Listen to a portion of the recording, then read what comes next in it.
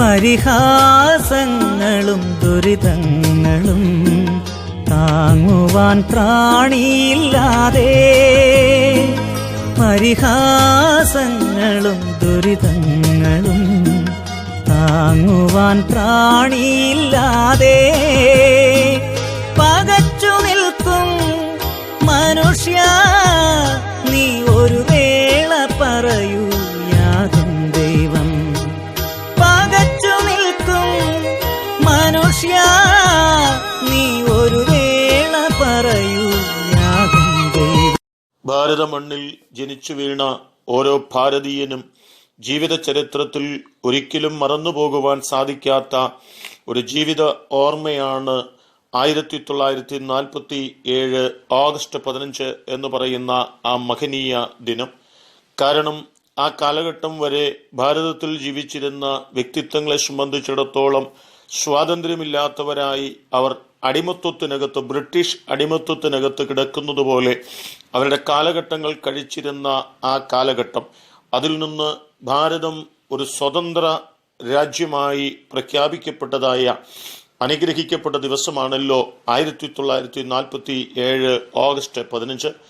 നമുക്കറിയാം, ചരിത്രത്തിന്റെ ഏടുകളിലേക്ക് നാം ഒന്ന് തിരിഞ്ഞു നോക്കുകയാണെങ്കിൽ മഹാത്മാഗാന്ധി, ജവഹർലാൽ നെഹ്റു, മൗലാന ആസാദ്, ജിന്ന സഹീബ്, ഡോക്ടർ അംബേദ്കർ, സർദാർ വല്ലഭായ് പട്ടേൽ, ഗോപാലകൃഷ്ണ ഗോഖലെ, ബാലഗംഗാധര തിലകൻ, സുഭാഷ് ചന്ദ്രബോസ്, രാജാറാം മോഹൻ റായ്, രവീന്ദ്രനാഥ ടാഗോർ തുടങ്ങിയുള്ളതായ നിരവധി വ്യക്തികൾ ഇന്ത്യയുടെ സ്വാതന്ത്ര്യത്തിനു വേണ്ടി തലങ്ങും വിലങ്ങും സമരം നടത്തുകയും അവർ ആ കാലഘട്ടത്തിൽ അനുഭവിച്ചതായ വ്യഥകളുടെയും ചരിത്രങ്ങൾ നമുക്ക് ചരിത്ര പേജുകളിൽ നിന്ന് മനസ്സിലാക്കുവാൻ കഴിയുന്ന ഒരു യാഥാർത്ഥ്യമാണ്.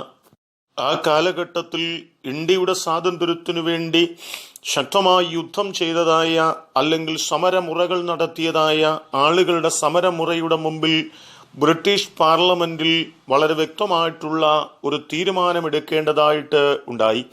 അങ്ങനെ 1947 ജൂലൈ മാസം 18 ബ്രിട്ടീഷ് ഗവൺമെന്റ് ഇന്ത്യയെ ഒരു സ്വതന്ത്ര രാജ്യമായി അയക്കാമെന്നുള്ള ഒരു തീരുമാനമെടുക്കുകയും ആ തീരുമാനം 1947 ഓഗസ്റ്റ് മാസം 15 ഇന്ത്യയിൽ അറിയിക്കപ്പെടുകയും ചെയ്യുകയുണ്ടായി.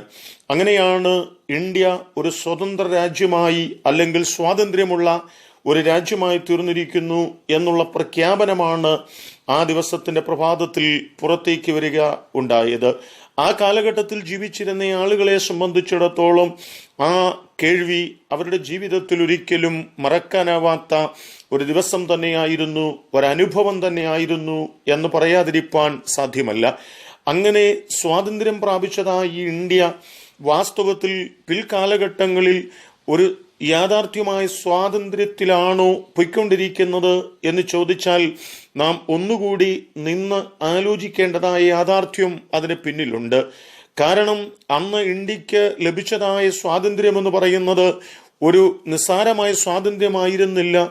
ഓരോ പൗരനും അവരുടേതാകുന്ന നിലവാരങ്ങളിൽ അവർക്ക് ഇന്ത്യയുടെ ഭരണഘടനയ്ക്കനുസരിച്ച് ജീവിക്കുവാനുള്ള ഒരു സ്വാതന്ത്ര്യമായിരുന്നു അവർക്ക് ലഭിക്കപ്പെട്ടത്.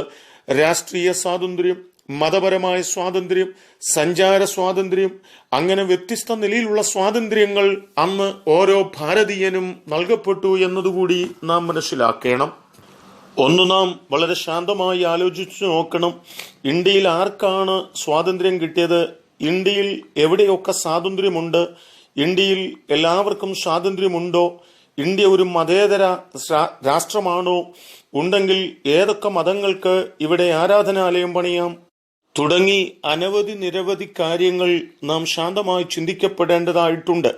ഇവിടെ മതസ്വാതന്ത്ര്യം എല്ലാ പൗരന്മാർക്കും ഒരുപോലെ ഉണ്ടെങ്കിൽ ഇവിടെ ആത്മീക ആശയങ്ങൾ പ്രചരിപ്പിക്കുവാൻ ഭരണഘടന വ്യവസ്ഥ ചെയ്യുന്നതാണ് മതസ്വാതന്ത്ര്യം എന്ന് പറയുന്നത്. അത് നമുക്കെല്ലാവർക്കും വളരെ വ്യക്തമായി മനസ്സിലാകുന്ന ഒരു യാഥാർത്ഥ്യമാണ്.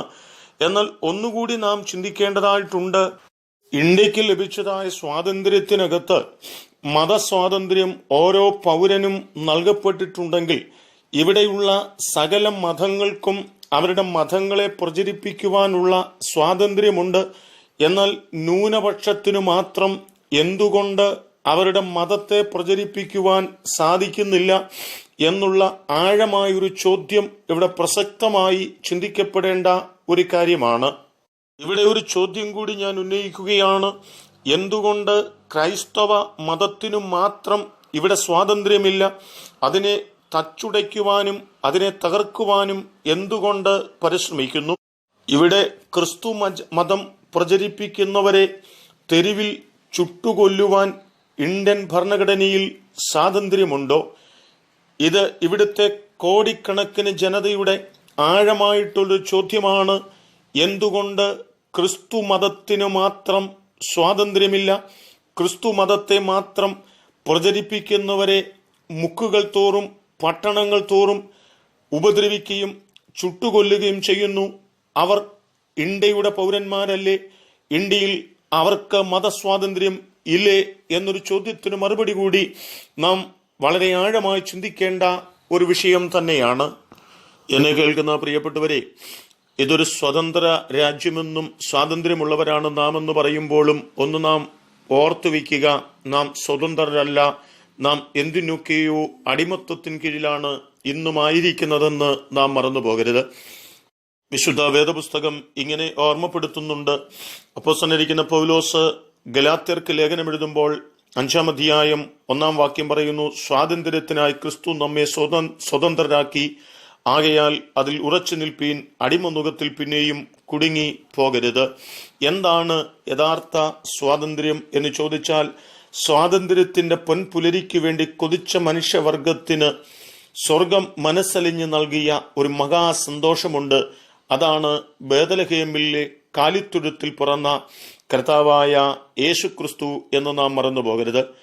പാപത്താൽ പിടിക്കപ്പെട്ട് അടിമത്വത്തിലേക്ക് നീങ്ങപ്പെട്ടതായ മനുഷ്യവർഗത്തിന്റെ സ്വാതന്ത്ര്യത്തിനു വേണ്ടി, അവനെ സ്വതന്ത്രനായി അയക്കുവാൻ വേണ്ടി കർത്താവായ യേശു മശിഹ ലോകത്തിലേക്ക് വരികയും എനിക്ക് വേണ്ടി, നിങ്ങൾക്ക് വേണ്ടി, സകല മാനവജാതിക്കു വേണ്ടി, സകല മനുഷ്യവർഗത്തിനു വേണ്ടി, ഭാരതീയന് മാത്രമല്ല ലോകത്തിലുള്ള സകല ജനതയ്ക്കും വേണ്ടി 2 കള്ളന്മാരുടെ മധ്യത്തിൽ 33.5 തിരുവയസ്സിൽ ഒരു ബലിയായി തീർന്നു, ഒരു യാഗമായി തീർന്നു എന്ന സത്യം നാം തിരിച്ചറിയുമ്പോൾ, യേശുക്രിസ്തു ബേത്ലഹേമിലെ മഹാസന്തോഷമായി പിറന്നിട്ട് 33.5 തിരുവയസ്സിൽ ഗോൽഗോത്തായിൽ 2 കള്ളന്മാരുടെ മധ്യത്തിൽ മരിക്കപ്പെട്ടതിന് കാരണമെന്താന്ന് ചോദിച്ചാൽ, ഇവിടെയുള്ള സകല മനുഷ്യനെയും പാപത്തിൽ നിന്നു വീണ്ടെടുത്ത് സ്വതന്ത്രരാക്കി തീർക്കുവാനും നിത്യദൈവത്തിന്റെ മക്കളാക്കി തീർക്കുവാനും വേണ്ടിയാണ് എന്ന സത്യം ഈ പ്രഭാതത്തിൽ ഞാൻ നിങ്ങളോട് വിളിച്ചു പറയുന്നതിൽ എനിക്കതിയായ സന്തോഷമുണ്ട്. ഗലാത്യ ലേഖനം 5-ാം അധ്യായം അതിന് 13-ാം വാക്യം പറയുകയാണ്, സഹോദരന്മാരെ, നിങ്ങൾ സ്വാതന്ത്ര്യത്തിനായിട്ട് വിളിക്കപ്പെട്ടിരിക്കുന്നു. ഈ സ്വാതന്ത്ര്യം ജഡത്തിന് അവസരമാക്കുക മാത്രം ചെയ്യാതെ സ്നേഹത്തിൽ അന്യോന്യം സേവിപ്പീൻ എന്ന് ഓർമ്മപ്പെടുത്തിയിട്ട് അപ്പോസ്തലനായിരിക്കുന്ന പൗലോസ് റോമർക്കെഴുതിയ ലേഖനം 6-ാം അധ്യായം 12 മുതൽ 23 വരെ വാക്യങ്ങൾക്കകത്ത് സാക്ഷാൽ സ്വാതന്ത്ര്യത്തെക്കുറിച്ച് വളരെ വ്യക്തമായി ഓർമ്മപ്പെടുത്തുകയാണ്.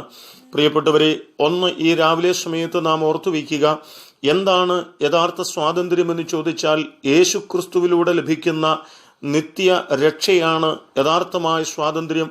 അത് പ്രാപിക്കുവാൻ കഴിഞ്ഞിട്ടില്ല എങ്കിൽ ഈ പ്രഭാത സമയത്ത് യേശുക്രിസ്തു നമുക്ക് വേണ്ടി പ്രതിദാനം ചെയ്തിരിക്കുന്ന സാക്ഷാൽ സ്വാതന്ത്ര്യം പ്രാപിക്കേണ്ടതിന് യേശു കർത്താവിൻ്റെ ആ ക്രൂശിനരികിലേക്ക് കടന്നു വരുവാൻ, ദൈവത്തിന്റെ തിരുവചനം അതിന്റെ ആശയത്തിലും അർത്ഥത്തിലും മനസ്സിലാക്കിക്കൊണ്ട് ഈ കാലഘട്ടങ്ങളിൽ നമുക്ക് ജീവിക്കുവാൻ സാധിക്കുന്നെങ്കിൽ അത്രയും വലിയൊരു സ്വാതന്ത്ര്യം മറ്റൊന്നിലുമില്ല എന്ന് മനസ്സിലാക്കുകയും ആ സ്വാതന്ത്ര്യത്തിലേക്ക് നിങ്ങൾക്ക് വരുവാൻ സാധിച്ചിട്ടില്ല എങ്കിൽ ആ സ്വാതന്ത്ര്യത്തിനു വേണ്ടി നമ്മെ തന്നെ സമർപ്പിക്കുകയും ആ സ്വാതന്ത്ര്യം പ്രാപിക്കുകയും ചെയ്യുവാൻ സർവശക്തിയുള്ള കർത്താവ് എൻ്റെ കേൾവിക്കാരായ നിങ്ങളെ എല്ലാവരെയും സഹായിക്കട്ടെ. യാഥാർത്ഥ്യമായ സ്വാതന്ത്ര്യത്തിനു വേണ്ടി കാത്തിരിക്കാം, പ്രാർത്ഥിക്കാം. God bless you. കർത്താവ് നിങ്ങളെ സമൃദ്ധിയായി അനുഗ്രഹിക്കും.